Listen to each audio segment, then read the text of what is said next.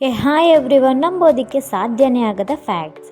ಜಪಾನ್ನಲ್ಲಿ first time artificial ಆದ ಬ್ಲಡ್ನ ಉತ್ಪತ್ತಿ ಮಾಡಿದ್ದಾರೆ. ಆ ಬ್ಲಡ್ ಎಲ್ಲ ಥರದ ಬ್ಲಡ್ ಟೈಪ್ ಅವ್ರಿಗೂ ಕೂಡ ವರ್ಕ್ ಆಗುತ್ತಂತೆ. ಮನುಷ್ಯನ ಇತಿಹಾಸದಲ್ಲೇ ಆರ್ಟಿಫಿಷಿಯಲ್ ಬ್ಲಡ್ನ ಉತ್ಪತ್ತಿ ಮಾಡಿರೋದು ಇದೇ ಮೊದಲು.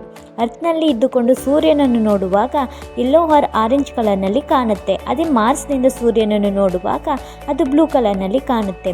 ಚಿಕ್ಕ ವಯಸ್ಸಿನಲ್ಲಿ ಡರ್ಟಿಯಾಗದೆ ಮಣ್ಣಿನಲ್ಲಿ ಆಟವಾಡದೆ ಬೆಳೆಯುವ ಮಕ್ಕಳು ತುಂಬಾ ವೀಕ್ ಆದ ಇಮ್ಯುನಿಟಿ ಡೆವಲಪ್ ಆಗುತ್ತೆ.